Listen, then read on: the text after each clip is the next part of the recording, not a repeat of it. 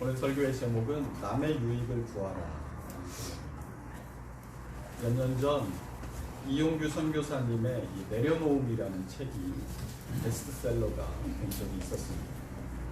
세상 모든 것들을 자기의 것으로 만들어도 모자랄 것 같은 이 탐욕과 이기심으로 가득 찬 한국 교회에 이 내려놓음이라는 책은 신선한 충격으로 다가왔습니다.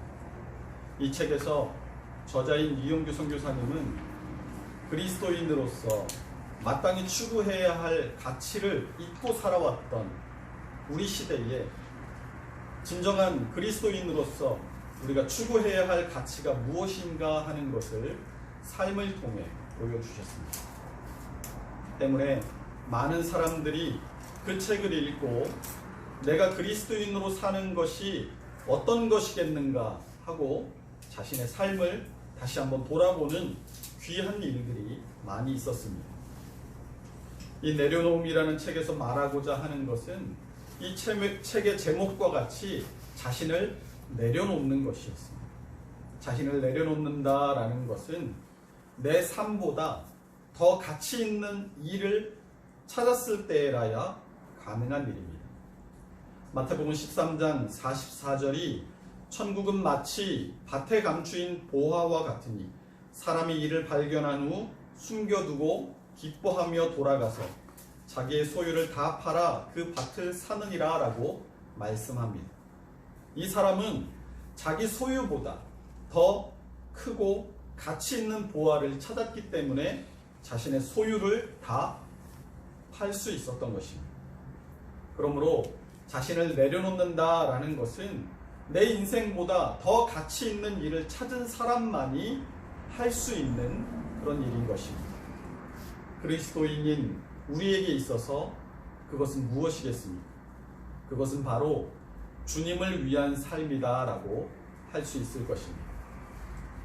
예수님께서 누가복음 9장 23절의 말씀을 통해서 또 무리에게 이르시되 아무든지 나를 따라오려거든 자기를 부인하고 날마다 제 십자가를 지고 나를 따를 것이니라 라고 말씀하신 바가 있습니다. 이 말씀이 지금 누구에게 하시는 말씀입니까? 누가복음 9장 23절은 예수님께서 지금 무리에게 말씀하고 있다라고 알려줍니다. 복음서를 통해서 살펴보면 이 무리라는 것은 불특정의 다수의 군중을 의미할 때 무리라는 말을 사용했습니다. 뚜렷한 자기 신념이나 목표 없이 어디서 웅성웅성하면 그리로 달려가서 같이 그곳에서 웅성웅성하며 새를 불리는 사람들을 무리라고 했습니다. 또 자기를 그 무리 안에 감추고 군중 속에 숨어서 몰려다니는 사람을 무리라고 복음서는 지칭합니다. 예수님의 기적의 현장마다, 예수님의 설교의 현장마다 무리는 함께 했습니다. 그러나 예수님의 기적이 끝나면, 예수님의 설교가 끝나면 썰물처럼 그 자리를 빠져나가는 것이 무리였습니다. 내 관심, 내 만족, 내 필요만 채우면 끝이야 하고 사는 사람들이 바로 무리인 것입니다. 현대인들은 모두 다 억지로라도 이 무리 속에 속하고 싶어 합니다. 이 무리 안에서는 책임도 없고 주목받지도 않고 뭘 해도 남들 할 때 같이 하니까 더 편하기 때문이죠. 그러나 예수님께서 무리를 향해서 나를 따라오려거든 자기를 부인하고 날마다 제 십자가를 지고 나를 따를 것이니라 라고 말씀하신 것은 이 무리 가운데서 예수님의 말씀을 듣고 그 말씀에 순종해서 나오는 사람들을 제자 삼기 위한 것임을 우리는 잊어서는 안 되는 것입니다. 그러므로 제자는 반드시 예수님의 부르심의 시작이 있습니다.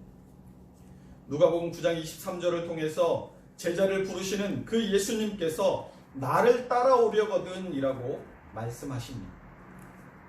예수님을 따라간다라는 것은 예수님께서 이 땅에 오셔서 가르치신 그 가르치심대로 또 그분의 삶을 통해서 보여주신 모범대로 그대로 따라서 살아간다라는 것을 의미합니다. 그러면 예수님께서 이 땅에 오셔서 무엇을 가르치시고 또 무엇을 삶으로 보여주셨습니까? 우리는 흔히 하나님의 뜻을 알게 해주세요 하고 기도할 때가 많이 있습니다. 그러나 하나님의 뜻이 어디에 있습니까? 우리의 구원을 향한 하나님의 뜻은 이 계시된 하나님의 말씀인 성경에 충분히 기록이 되어 있습니다. 이 성경을 충분히 알고 이 말씀대로 충실하게 행하고 살고 있다면 그 사람은 하나님의 뜻을 알고 하나님의 뜻대로 살고 있는 사람일 것입니다. 그러나 이 성경에 담겨있는 하나님의 놀라운 지혜를 우리가 얼마나 이해하고 그것을 또 따라서 살 수가 있겠습니까? 고린도전서 1장 21절이 하나님의 지혜에 있어서는 이 세상이 자기 지혜로 하나님을 알지 못하므로 하나님께서 전도에 미련한 것으로 믿는 자들을 구원하시기를 기뻐하셨도다 라고 말씀합니다. 이 성경도 구원 없는 길에 대해서 구약시대에 수천 년간 하나님의 뜻을 그대로 계시해 주었습니다. 그러나 그럼에도 불구하고 이스라엘 사람들은 하나님의 뜻을 제대로 알지 못했고 하나님의 뜻대로 살아내지 못했습니다. 그렇다고 해서 하나님께서 우리의 구원을 향한 하나님의 뜻을 계시하시는 것을 결코 멈추신 것이 아니었습니다.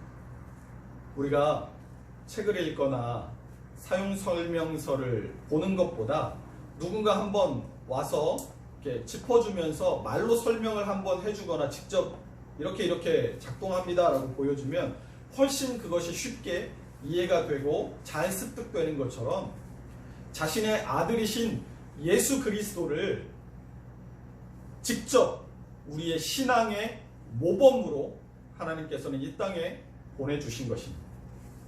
그러므로 하나님의 뜻이 무엇인가를 알기 원한다면 예수님께서 이 땅에 오셔서 어떠한 삶을 우리에게 보여주셨는가를 보면 하나님의 뜻을 선명하게 알 수 있게 되는 것입니다. 예수님이 이 땅에 오셔서 누구와 어울리시고 예수님께서 이 땅에 오셔서 누구를 찾아가셨는가 하는 것을 보면 예수님의 시선과 예수님의 마음이 어디를 향하여 있었는지를 알게 되는 것입니다. 예수님은 이웃을 향해 있으셨습니다. 그 이웃들 가운데서도 특별히 가난하고 병들고 불쌍한 사람들을 예수님은 항상 찾아다니셨습니다. 예수님께서 불의이웃에 대해서 특별히 관심이 있어서 그런 분들을 찾아다니셨을까요? 예수님의 마음은 그들의 불우한 처지에 있었던 것이 아니라 그들의 영혼에 고정되어 있으셨습니다. 그들의 영혼의 깊은 필요를 아시고 그 필요를 채우시고 그들을 위로하시고 그들을 낫게 하시고 그들을 붙들어 세우셔서 그들의 영혼이 예수님께서 이 땅에서 하나님의 영광을 위해서 사셨던 것처럼 마땅한 바 하나님의 영광을 바라보게 하시고 하나님의 나라를 향한 소망을 그 마음 가운데 품게 하셨던 것입니다. 여러분 곁에 있는 분들을 향해서 고개를 한번 돌려보십시오. 바로 이 자리에 있는 우리 모두가 그 예수님께서 사랑하셔서 우리의 필요를 채우시고 우리를 위로하시고 우리를 낫게 하시고 우리를 붙들어 세우셔서 우리 각자의 마음 가운데 새 소망으로 가득 채워주신 소중한 존재들임을 믿으시기 바랍니다. 주님께서 우리 마음에 채워 넣으신 그 소망이 바로 내 삶보다 더 큰 가치, 바로 그것입니다.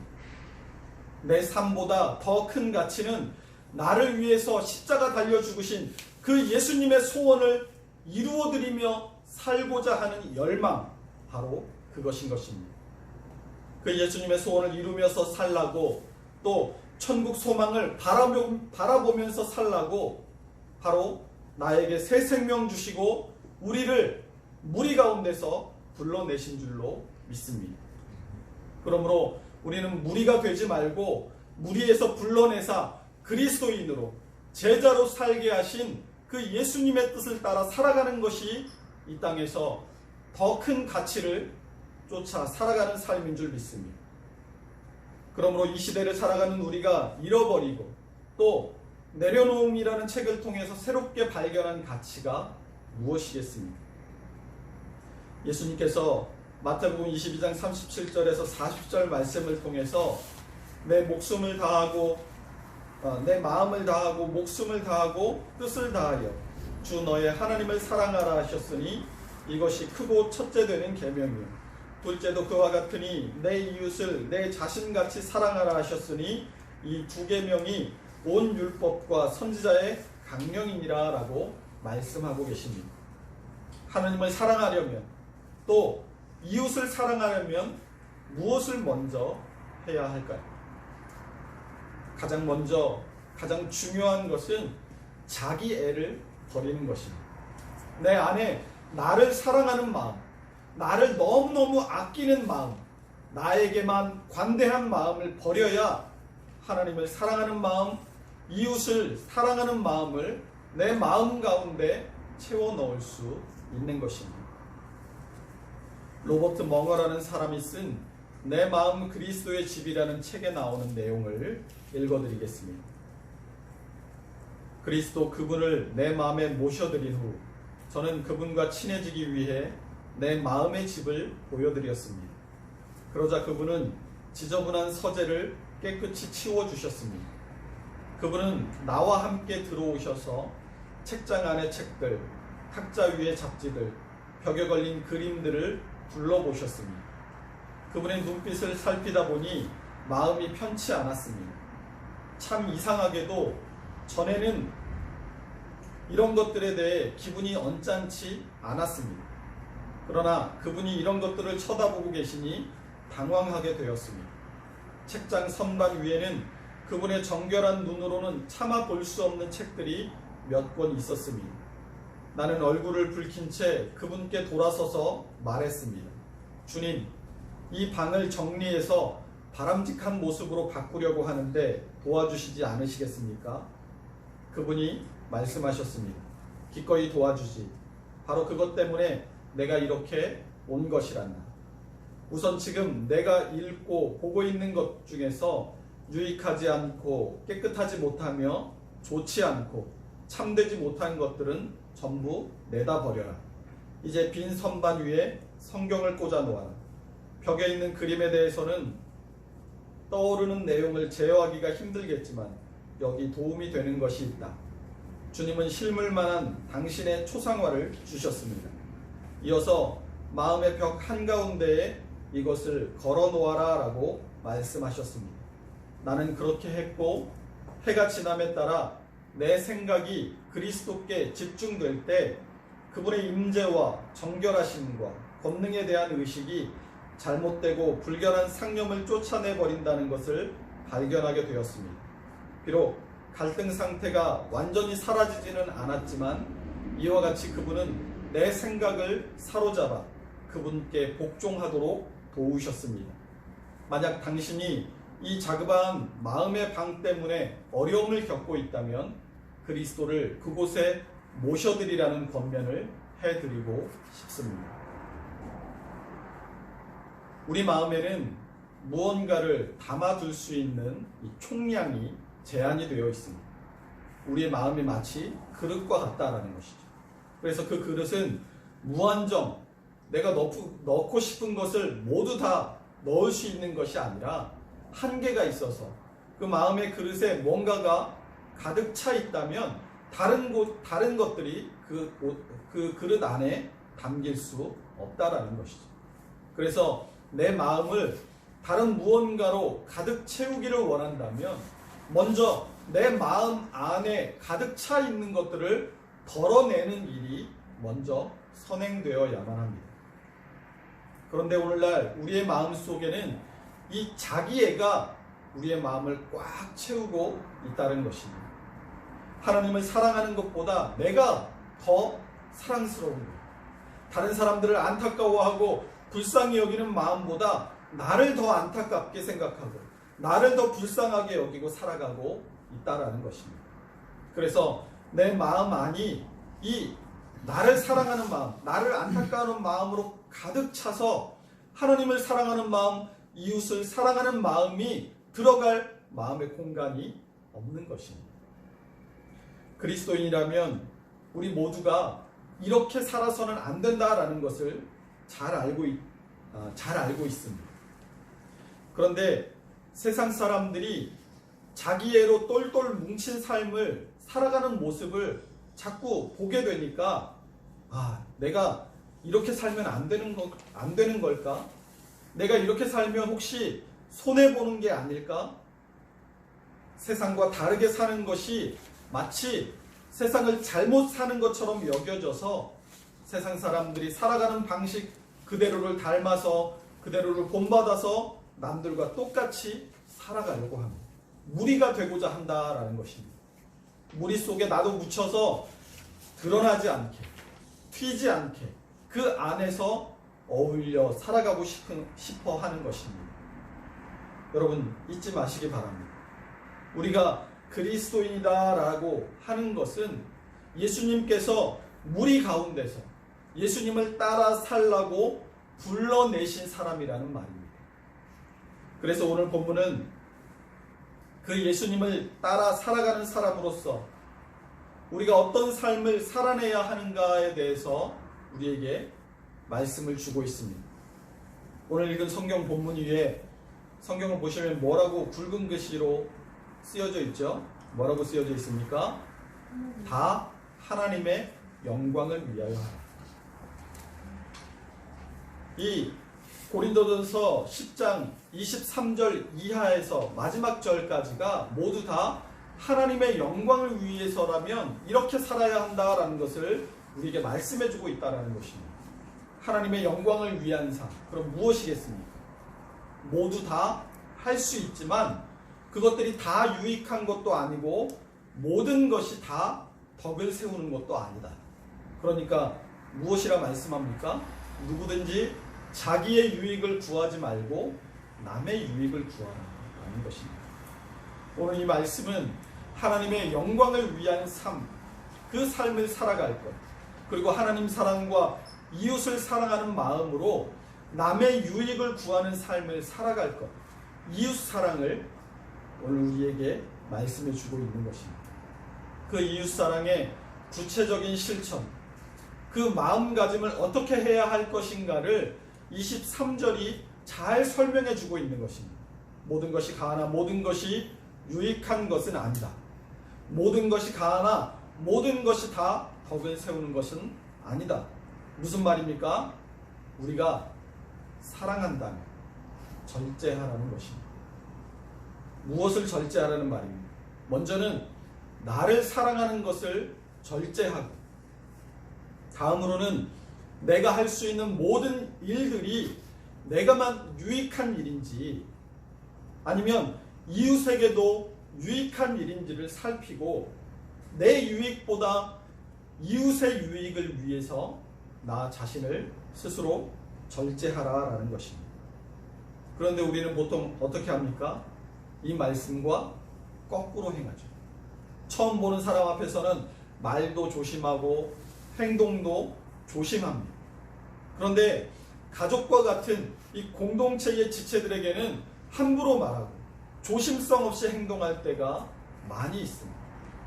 그러나 사실은 내가 가장 아끼고 가장 가까이에 있는 허물 없는 사람들을 오히려 더 귀하게 여기고 존중해야 그 공동체가 은혜와 사랑으로 세워지고 함께 지어져 갈 수 있는 것입니다. 그러므로 우리는 그만 말해야 합니다. 그만 비방해야 합니다. 그만 세상적인 것들을 구해야 합니다. 그런 거 못해서가 아니라, 우리가 그런 거 못하는 사람들이 아니잖아요. 그런 거 못해서가 아니라 그것이 유익하지 않기 때문에, 그것이 덕이 되지 않기 때문에 안 하는 사람들이 되어야 하는 것입니다. 이러한 절제는 남의 유익을 위해서 나를 멈추는 데서 시작이 됩니다. 내가 손해보는 데서 시작이 됩니다. 이것이 바로 존중의 의미입니다.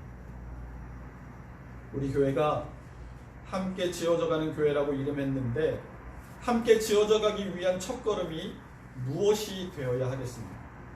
함께 지어져가기 위해서는 서기 위한 몸부림이 먼저가 아니라 우리 자신을 스스로 공동체를 위해 내려놓는 일이 먼저인 줄로 믿으시기 바랍니다.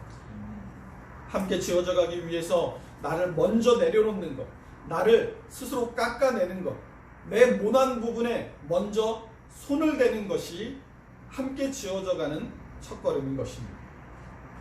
그러므로 이번 한 주간 지금 함께 나눈 말씀을 생각하면서 우리가 어떤 삶을 살아가야 되겠습니까?